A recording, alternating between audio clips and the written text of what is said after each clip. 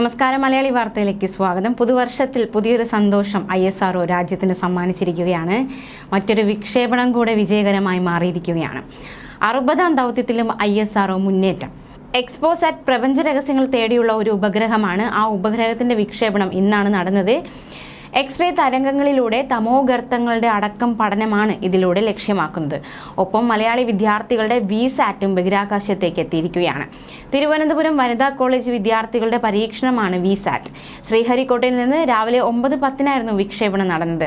ഇന്ത്യയുടെ ആദ്യ x-ray polarimetry ഉപകരണമാണിതെന്നതും ശ്രദ്ധേയമായ കാര്യം.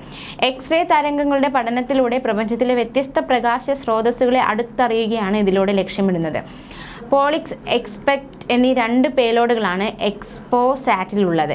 ബംഗളൂരു രാമൻ റിസർച്ച് ഇൻസ്റ്റിറ്റ്യൂട്ടാണ് പോളിക്സ് വികസിപ്പിച്ചത്. എക്സ്പോസാറ്റിൻ്റെ പ്രവർത്തന കാലാവധി 5 വർഷമാണ്. ISROയുടെ ഏറ്റവും വിശ്വസ്തനായ വിക്ഷേപണ വാഹനത്തിൻ്റെ 60ാം വിക്ഷേപണം കൂടിയാണ് ഇന്ന് വിജയകരമായി പൂർത്തീകരിച്ചിരിക്കുന്നത്. എക്സ്പോസാറ്റ് വിക്ഷേപണം കൊണ്ട് മാത്രം PSLVയുടെ ജോലി പൂർത്തിയാകില്ല എന്നതും ശ്രദ്ധേയമാണ്. 10 പരീക്ഷണങ്ങളുമായി റോക്കറ്റിന്റെ 4ാം കടമ്പ ബഹിരാകാശത്ത് തുടരും. തിരുവനന്തപുരത്തെ LBS institute of technology for വിമനിലെ വിദ്യാർത്ഥിനികൾ നിർമ്മിച്ച VSAT അതിലൊന്നാണ്. തിരുവനന്തപുരം VSSCയും LPSCയും ചേർന്ന് വികസിപ്പിച്ച ഫ്യൂവൽ സെൽ പവർ സിസ്റ്റമാണ് മറ്റൊരു നിർണായക പരീക്ഷണം. പുതുവർഷത്തിൽ ഒരു ഗംഭീര തുടക്കമാണ് ഇസ്രോയുടെ ലക്ഷ്യം. ഒരു GSLV വിക്ഷേപണം കൂടി ഈ മാസം തന്നെ നടക്കും. അതേസമയം ഒരു രാജ്യത്തിൻ്റെ ശക്തി അതിൻ്റെ സാങ്കേതിക ശക്തിയാണെന്നും സാങ്കേതിക മേഖലയിലെ മുന്നേറ്റത്തിന് സാമൂഹികമായ പ്രസക്തി കൂടെയുണ്ടെന്നും ISRO chairman doctor S. Somanath പറഞ്ഞു.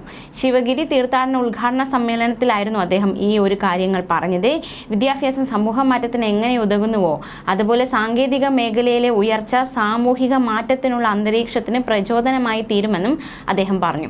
ചന്ദ്രയാൻ 3ന്റെ വിജയകരമായ വിക്ഷേപണം രാജ്യത്ത് അത്ഭുതപൂർവമായ ഉന്മേഷമാണ് ഉണ്ടാക്കിയത്. രാജ്യത്തെ ശാസ്ത്രജ്ഞർക്കും സാങ്കേതിക വിദഗ്ധർക്കും ഇതെല്ലാം ചെയ്യാൻ കഴിയുമെന്ന് ലോകത്തെ ബോധ്യപ്പെടുത്തി കൊടുക്കാൻ കഴിഞ്ഞത് വലിയ നേട്ടമാണെന്നും അദ്ദേഹം ചൂണ്ടിക്കാണിച്ചു. ഈ മേഖലയിലേക്ക് താല്പര്യമുള്ള വിദ്യാർത്ഥികളെയും ചെറുപ്പക്കാരെയും കൂടുതലായി ആകർഷിക്കാൻ കഴിഞ്ഞത് അതിനേക്കാൾ വലിയ നേട്ടമാണ്. നമ്മുടെ സാങ്കേതിക മേഖലയിൽ കൂടുതൽ നിക്ഷേപവും ആഭ്യന്തര ഉൽപ്പാദനവും ആവശ്യമാണ്. ടെലികോം മേഖലയിൽ വലിയ വിപ്ലവമാണ് നമ്മെ കാത്തിരിക്കുന്നതെന്നും അദ്ദേഹം പറഞ്ഞു. ന്യൂസ് ഡെസ്ക്, മലയാളി വാർത്ത.